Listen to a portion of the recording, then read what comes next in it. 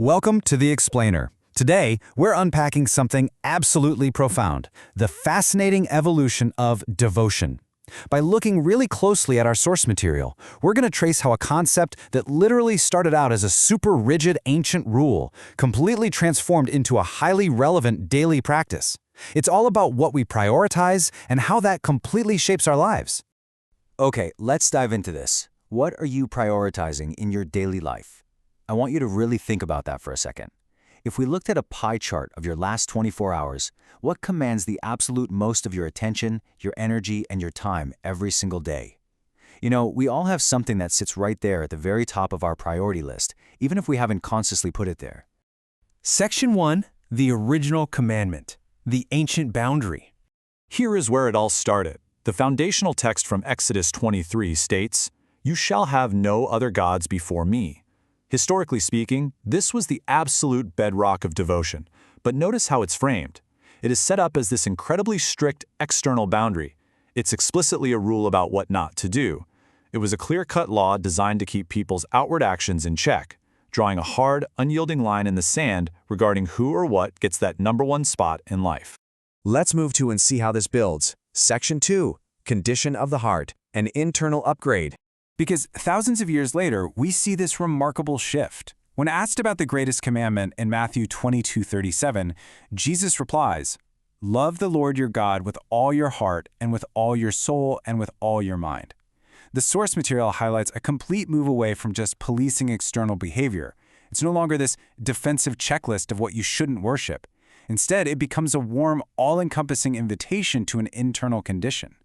The text focuses entirely on where your affection and your intellect truly live. And this brilliantly illustrates the exact evolution we are talking about today.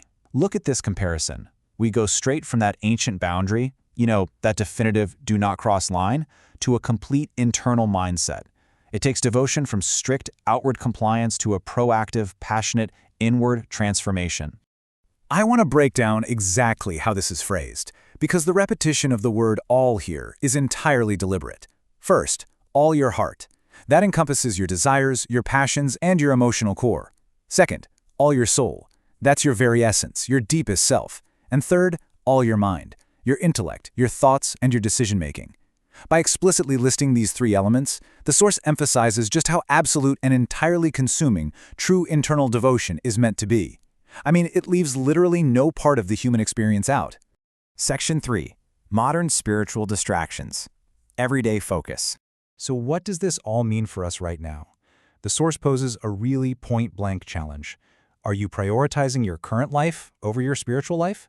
Way back in the time of Exodus, other gods might have been physical idols or neighboring deities. But today, our modern distractions look a lot different. They are the highly normalized, everyday things that just quietly consume our time and attention without us even realizing it. Now, what's really interesting about this slide is that these aren't inherently bad things. We're talking about your career, your hobbies, and yeah, for sure, your phone time. But the source material highlights these specific areas because they are the stark reality of our modern routines. When we pour all our mental energy into climbing the corporate ladder, or spend every single free moment utterly consumed by a hobby, or mindlessly scroll for hours a day, well, these everyday activities morph into our new distractions. They become the modern other gods that we inadvertently place at the very top of our priority list, pushing spiritual reflection straight to the margins. Section 4, the open invitation, a radical call. So the crucial point is, the text doesn't leave us stranded with the problem. It offers a really radical resolution. Go to church anyway.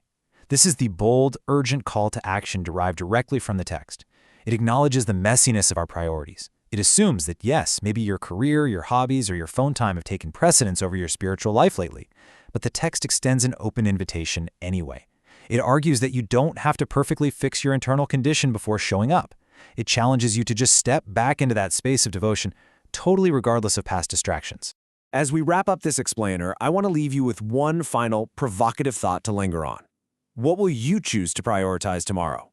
When you wake up and the day's demands come rushing in, where will you direct your heart, your soul, and your mind? I hope this journey through the original commandment and our modern-day challenges helps you really reflect on your own condition of the heart. Thank you so much for joining me to unpack this fascinating source material.